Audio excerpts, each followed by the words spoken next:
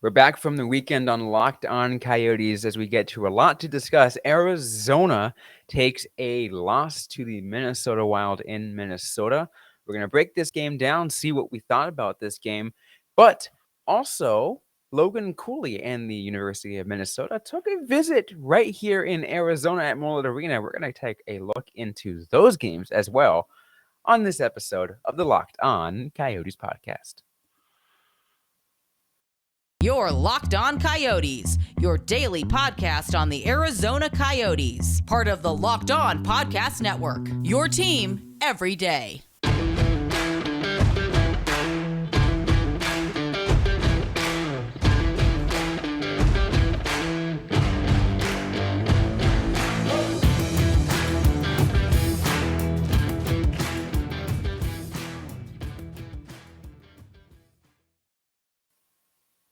Welcome to the show, everybody. I'm Robyn Leonio. That's Carl Pavlock right beside me. On today's episode of the Locked On Coyotes podcast, I want to thank everyone for making this show your first listen every day.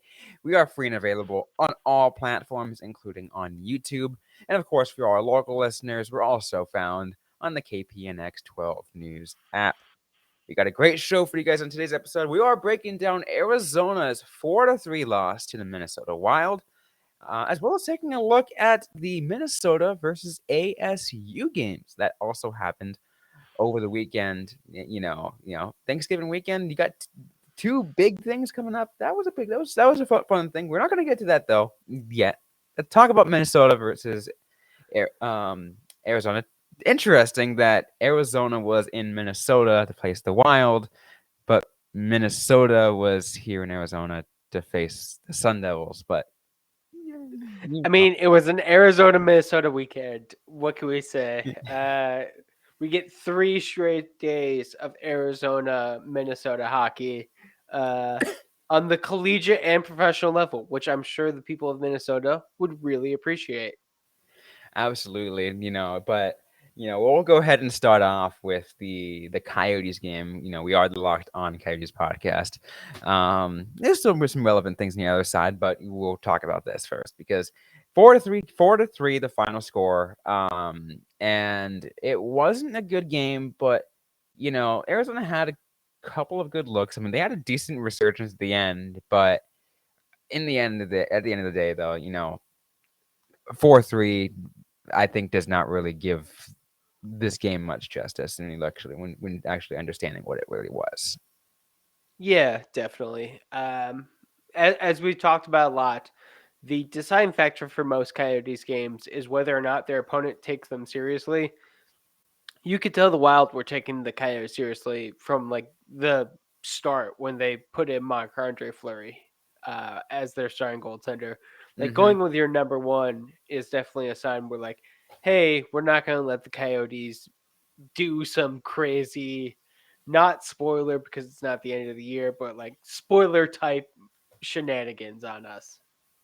Yeah, those are those are the things too. Like when you see a team like come out in that way, it's just like okay, they're taking this team seriously. Plus, I think teams are starting to do that more so with the Coyotes, given Arizona has 7 wins at this point in the season versus at this point last season. What do they have? 3? Yeah. And I think it also should be noted the Minnesota Wild are not doing well. They're not a team that can afford to take any game for granted. Before going into this game, I think they only had 3 points more than the Coyotes, despite playing in one more game. And I mean, they definitely handily beat the Coyotes, but the score was also 4-3. So they may want to take a look in the mirror and be like, hey, why was this not a more definitive loss? Yeah, because win. they let Arizona almost come back. Like what was it, like 4-1, right? Until like the last half of the third period. Oh, the last like fourth of the third period. Like Lawson Krause got the Coyotes on the board got the Coyotes their second goal at 16:42. So like that is not a strong finish by the Minnesota Wild. Like 2 goals in like less than 4 minutes to finish a game. Like, if the Coyotes were anywhere near like competent, that could be worrying.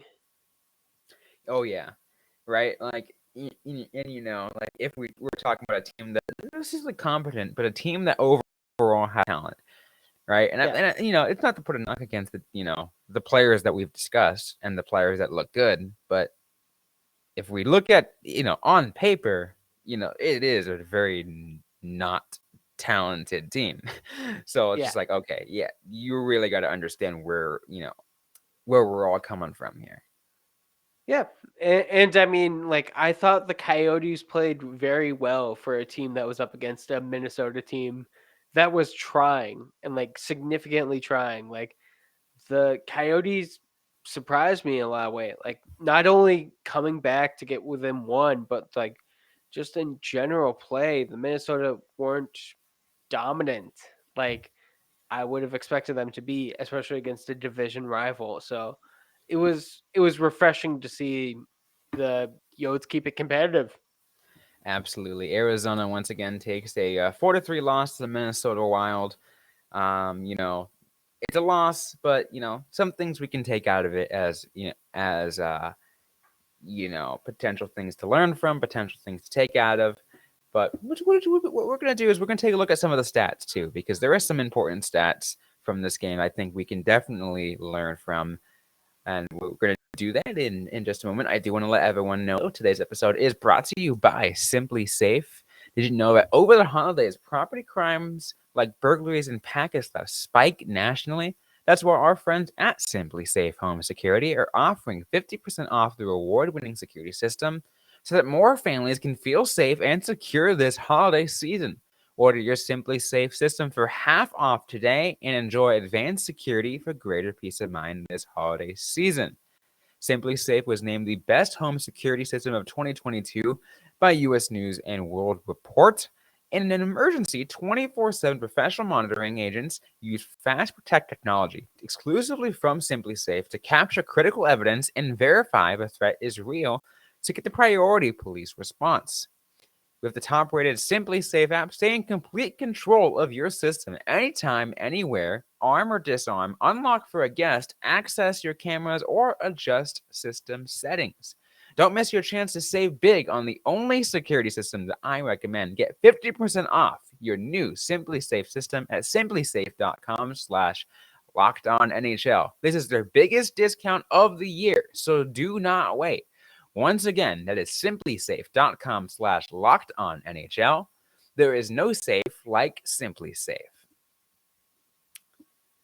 Well, let's go ahead and move things on this episode of Locked On Coyotes.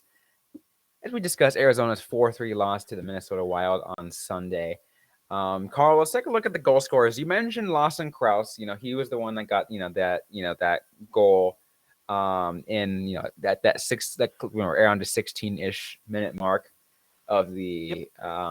the game. But that just means, hey, there were two other goal scorers in this game, and I think we have to highlight those two because JJ Mosier continuing to be freaking awesome in his first couple years as an Arizona Coyote, and Nick Schmaltz, who's still fresh back from an injury.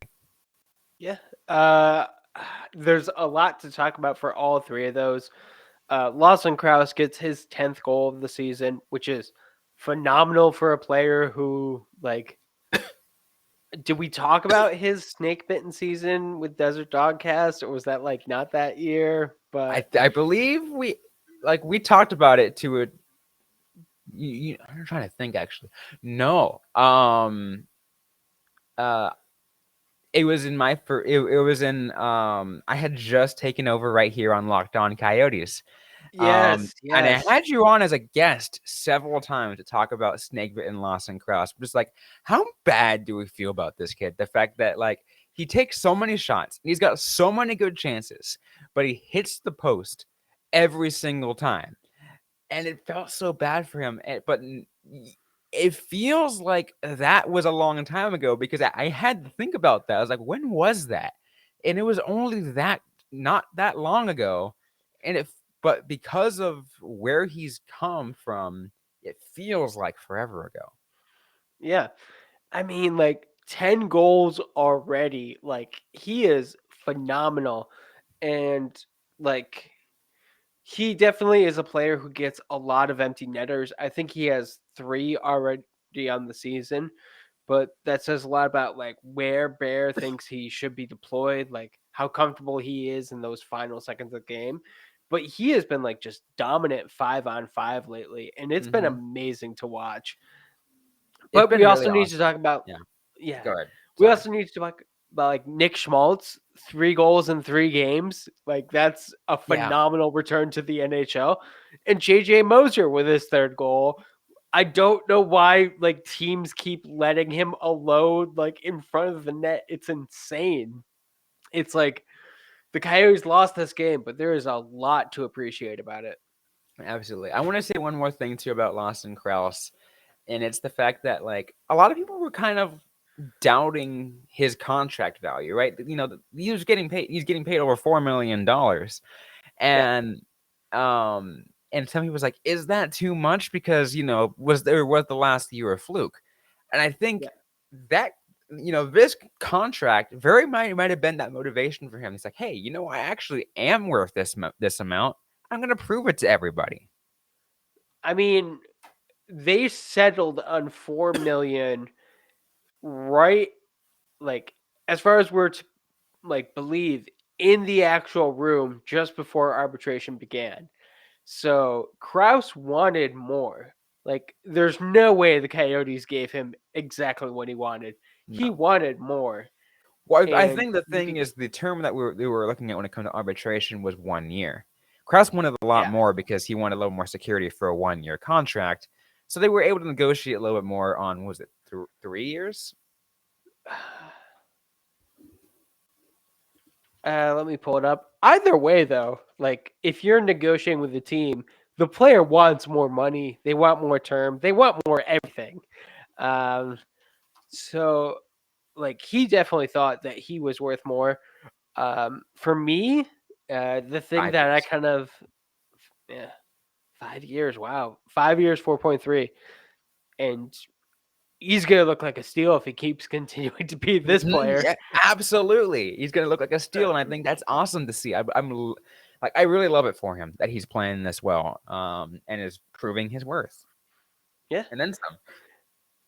and it's not just like the goal scoring. He is a very physical player. He's a penalty killer. He is defensively sound.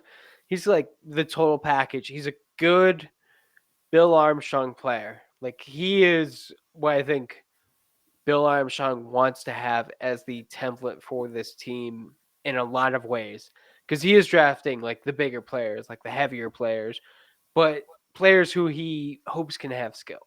Yeah. What I love overall is seeing how the impact players here are players that we see as like core and future, difference makers for the Coyotes.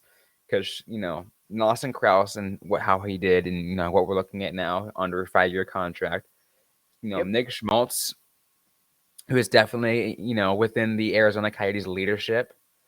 Um, talked about JJ Moser, a future young defenseman. And he's still looking really good now. We can see what he can do in a couple years. Um, and then obviously, the kid who got 2 assists of the night in Matthias Maccelli. Like, Yeah. it just that if there was a showing of what we obviously would like to see Clayton Keller a little bit more in there, but um I mean, he had what, one assist? yeah, he had 1 assist, so he still wasn't like I wouldn't say impact, but he did make it. He was a part of the game. Absolutely, Yeah. definitely made that difference. But that tells you something, right? Those are the players that you want to see do something. Yeah. Like I'm sure the Coyotes would be happy if they were 4-3 loss, no matter who was scoring. But if it was like Zach Cassian, Josh Brown, and uh, I can't even think of someone else. Uh, but like that, Cassian gets 2 goals. Let's say that. Yeah, Like that's not exactly like long. term success for the Coyotes. Uh, the players who are getting on the offense are players who you could expect to be around for the next 3 years, and that's what you want. Like especially a player like Mosier, who I really do think that so much of the Coyotes' defense depends on Mosier right now, just based on how he's progressing and how everyone else kind of isn't progressing. Absolutely. You know, I am excited. Like, I think seeing like this should make any Coyotes fan excited, for the future of the team. Yeah, definitely.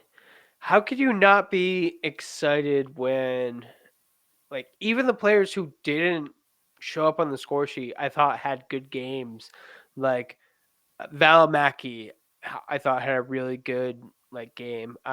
McBain looked really good for like long stretches of this game, and has been like an established NHL player. Like even in losses, you're seeing players take the right steps forward. Shane got this bear, even though he probably could get very well get traded because trade bait. I mean, he got an assist too. Like, but he's also based off his age. Like if they decide to keep him around, he very well could make an impact.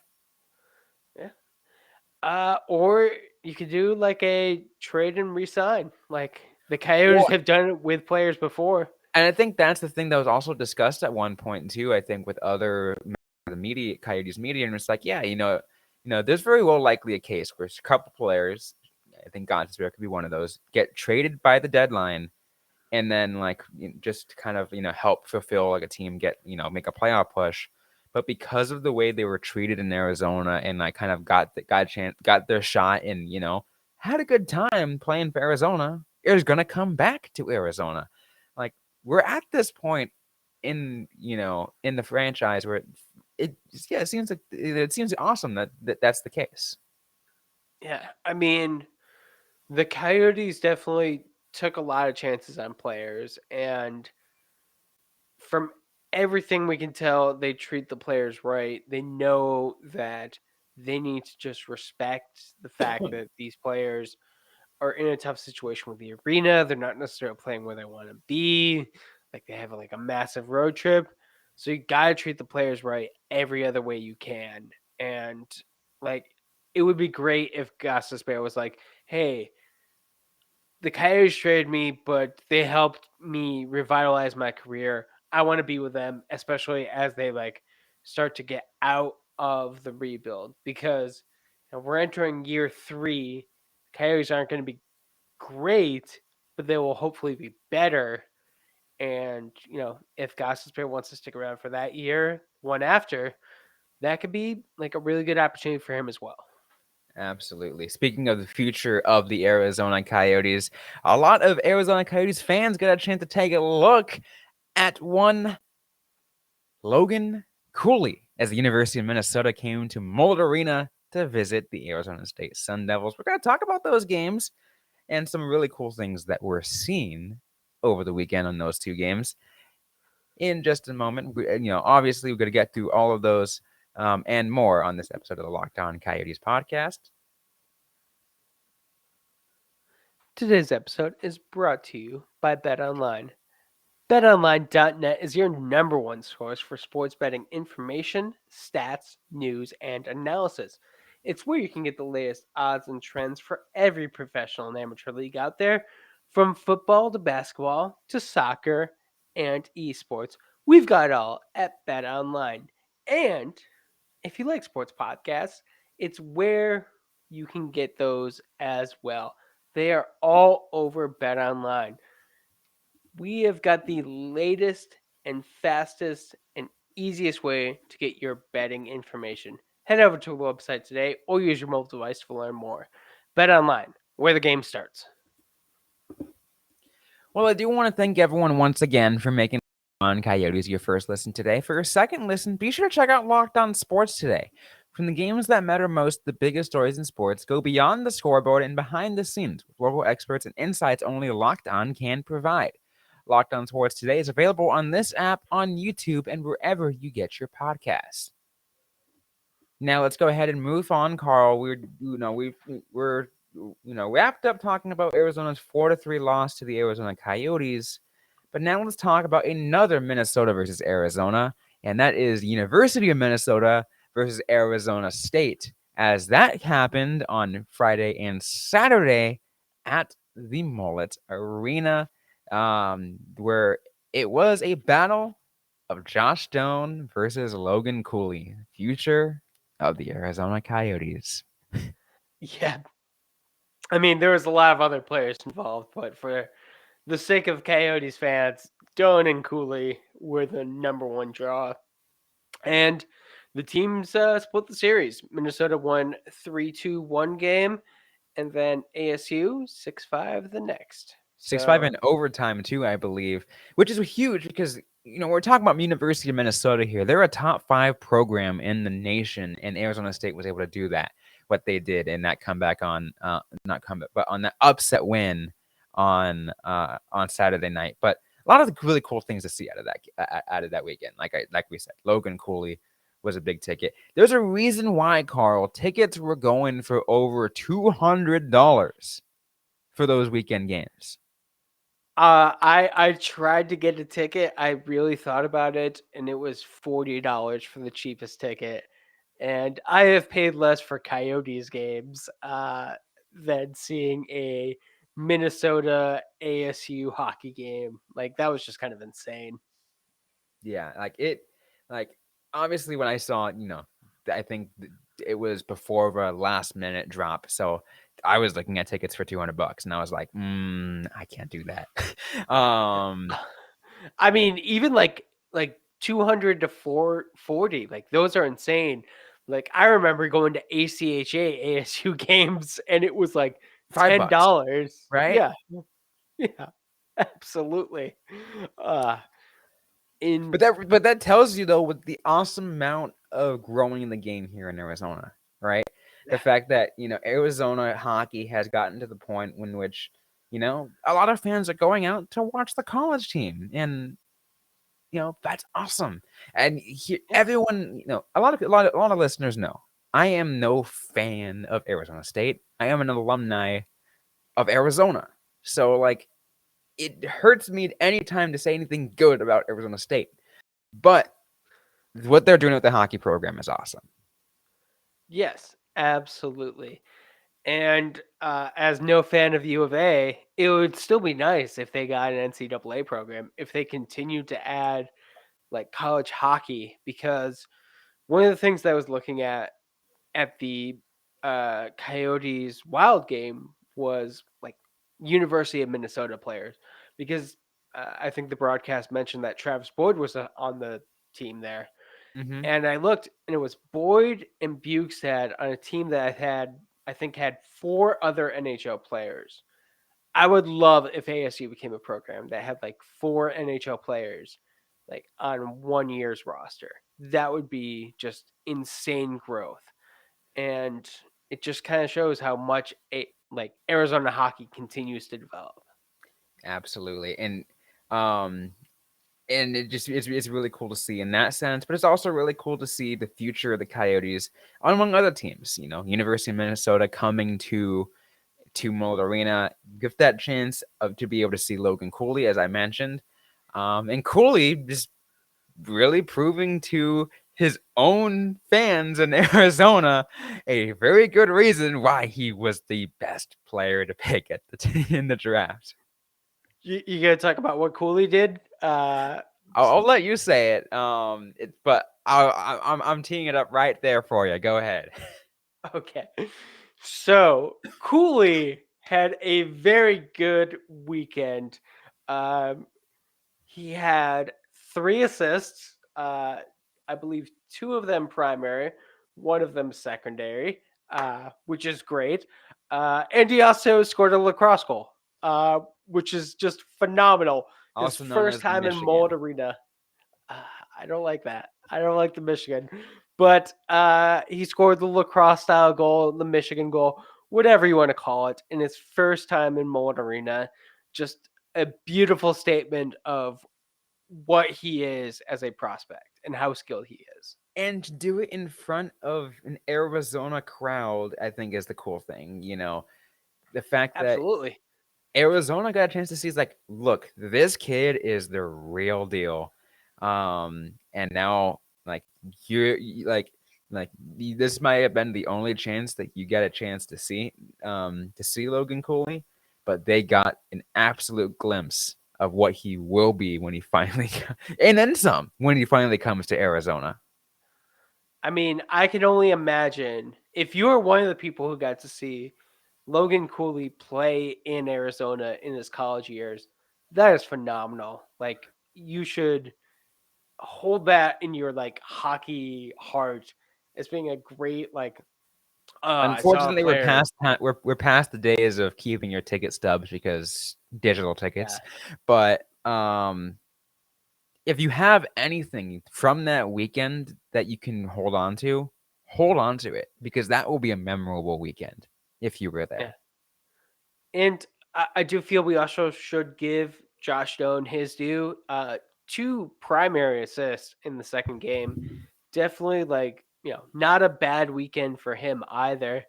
And the team he captained won the second game. So Cooley had a phenomenal weekend. Doan had a also really good weekend. Like if he had scored a Michigan, it would be all the sweeter, but still good time and good for him to like captain his team to a win. Absolutely. Not only that too, and I will say too, the fact that we're only talking the Arizona prospects here, right? Yeah. What we're not what we're like obviously we are the Locked On Coyotes podcast, we focus on the Coyotes prospects, but there was more talent there, like as as NHL level prospects than we can even imagine. Like the game winning goal for on Saturday for Arizona State came from a Detroit Red Wings prospect. That's also allowed to Yeah. mention I believe Matthew Nyes, a Toronto Maple Leafs prospect, plays for Minnesota. Like A future Coyotes prospect after the Checker trade plays for Minnesota. Yes. absolutely, 100%. But yes, like you look at that, like the that weekend, Friday and Saturday was just filled with so much NHL level talent that, like I said, not just if you're a Coyotes fan, but if you're a hockey fan in general, you're doing what you can to remember that weekend.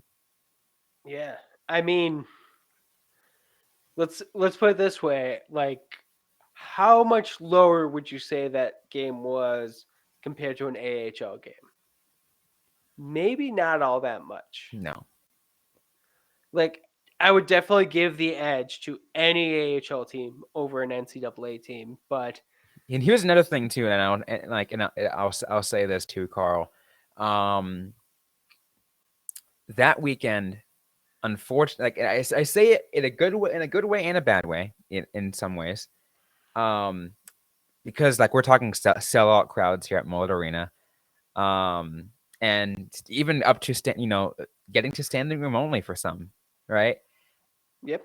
And that as compared to a Tucson Roadrunners game, which they're having a hard time getting half full. Yeah.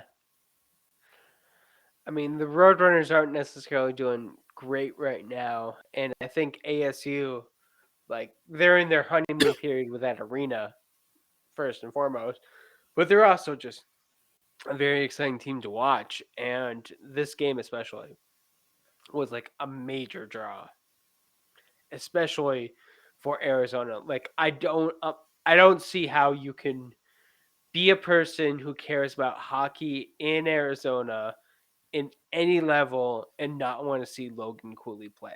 Like, I want to see Logan Cooley play.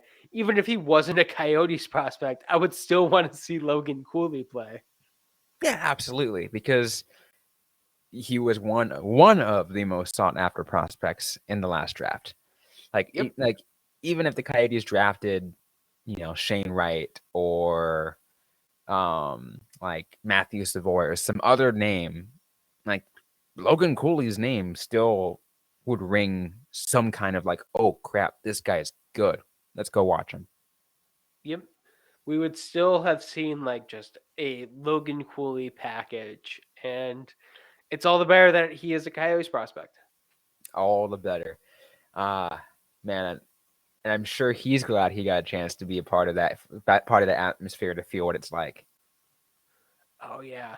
I mean, like for him, it's also I can only imagine like being like him skating onto the ice and be like, I'm gonna dominate this place like 3 years from now, 2 years from now. This is going to be my home. Like getting the chance to see it early on. And But it's it's going to be a short temporary. term home for him because then the TED becomes a Yeah. thing. Yeah, but he is definitely going to see He's going more to own arena as Tempe. an He's going Arizona. to absolutely Yeah. own Tempe. He is gonna walk onto into any bar on Mill Avenue and someone will buy him a drink. 100%. 100%. When he is of legal drinking age. I just want to make sure that's clear. Because he is still not legal to drink, but No, eventually, when he is a coyote, he will be able to get a free drink anywhere on Mill Avenue. 100%. Any final thoughts you want to share before we close things off? Just that the future is bright. Oh, it is absolutely bright already. If not, be sure to check out a ASU game. Any other prospect games. Try to do what you can to follow these guys because the future of the Arizona Coyotes is not that far away. No, it's not. Anyways, though, that's going to be it for today's episode of the Locked On Coyotes podcast. If you like what you heard, don't forget to leave a review, to like, comment, subscribe if you have yet to already. We are available everywhere you get your podcasts, including on YouTube. Don't forget to interact with us on social media. We're on Facebook, facebook.com/Locked On Coyotes, on Instagram at Locked On Coyotes, and on Twitter at LO_Coyotes. I'm personally at Robyn_Leonio. Carl Pavlak is at Carl Pavlak FFH. Interact with us, ask a question that you might have. We may answer right back or on a future episode of the Locked On Coyotes podcast. Thanks everyone for listening to this episode. Hope you guys are staying safe out there. Hope you guys are staying healthy. And don't forget to howl on.